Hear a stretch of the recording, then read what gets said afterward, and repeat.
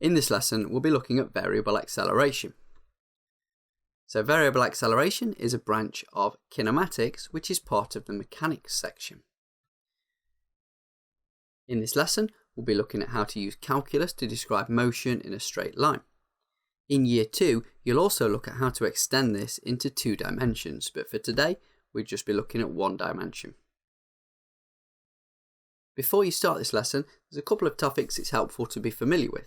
First of all, make sure you're confident with working with velocity time and displacement graphs for constant acceleration.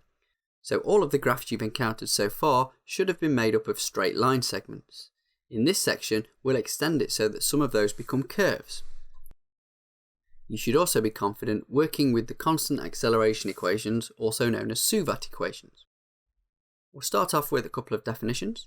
If displacement x is a function of time, then we can define the velocity as the rate of change of displacement. As we know from looking at differentiation, a rate of change can also be thought of as a derivative.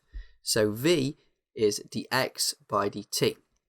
That's still the gradient of a displacement time graph, but now rather than just working with straight lines, we'll be working with curves as well. We can also define the acceleration to be the rate of change of velocity. So a is dv by dt. And acceleration is still the gradient on a velocity time graph. As we know that integration reverses differentiation, we can write down a couple more rules. First of all, the displacement is the integral of the velocity with respect to time, and also the velocity is the integral of acceleration with respect to time.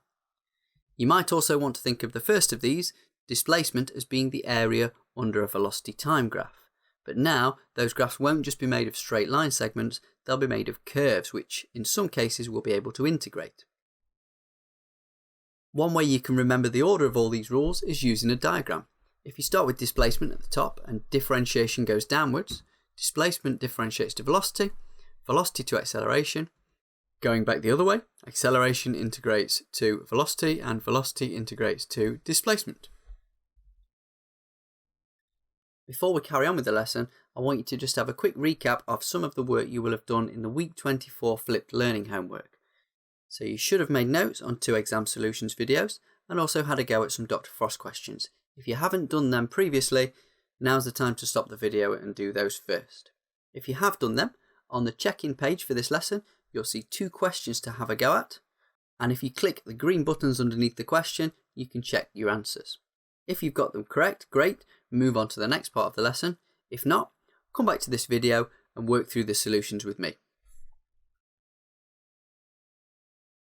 In C1, we have a toy car that moves so that its displacement x meters from a flag after t seconds is given by the equation shown. In part A, we need to find the instantaneous velocity and acceleration of the car after 5 seconds.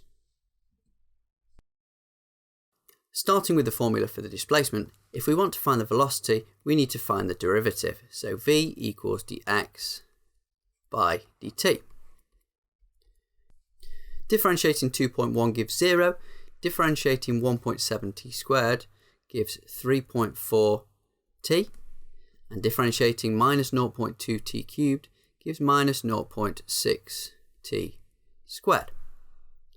We're interested in the instantaneous velocity when t equals 5. So we substitute t equals 5 into our expression for v. If you put that into your calculator, it comes out as 2 meters per second. We also want to find the acceleration at t equals 5. So to find an expression for the acceleration, we differentiate the velocity. So the derivative of 3.4t is 3.4, and the derivative of minus 0.6 t squared is minus 1.2 t. Again, we'll substitute in t equals 5. And if we do that, we get minus 2.6 meters per second squared.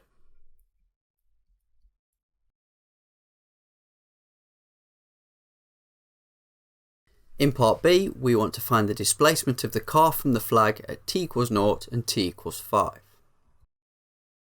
As we're given the formula for the displacement in the question, all we have to do is simply substitute in the values of t that we're given. So when t equals 0, we get x equals 2.1 plus 0 minus 0, so we just get 2.1 meters.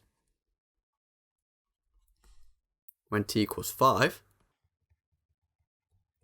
we get x equals 2.1 plus 1.7 multiplied by 5 squared minus 0.2 times 5 cubed. And if you put that into your calculator, you get 19.6.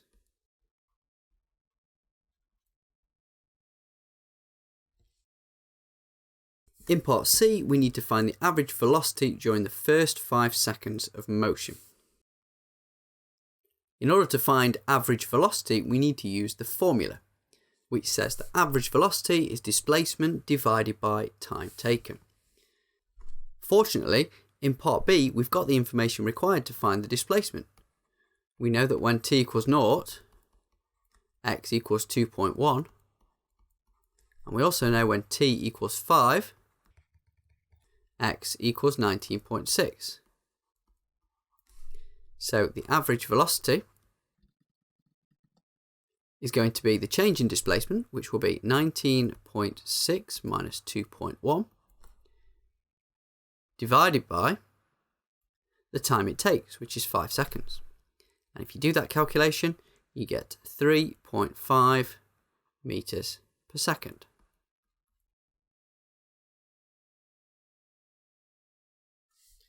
In question C2, the velocity of a particle is given by v equals t minus 3t squared. The initial displacement of the particle from the origin is 3 meters, and we need to find its displacement from the origin after 5 seconds. To find the displacement when we're given the velocity, we need to integrate.